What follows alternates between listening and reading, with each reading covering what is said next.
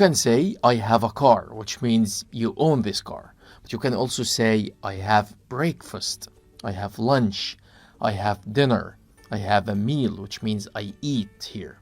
Also, I have a party, I have a meeting, I have a lesson, I have an exam, I have homework, I have a cup of tea or coffee, I have a drink, I have a sandwich, I have a shower or take a shower, I have a swim, means to go swimming.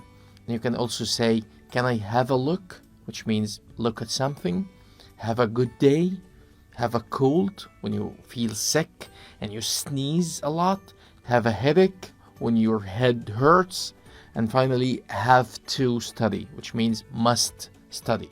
These are the 20 have expressions I've remembered so far, and I challenge you guys to come up with more than me. Let me see how creative you are.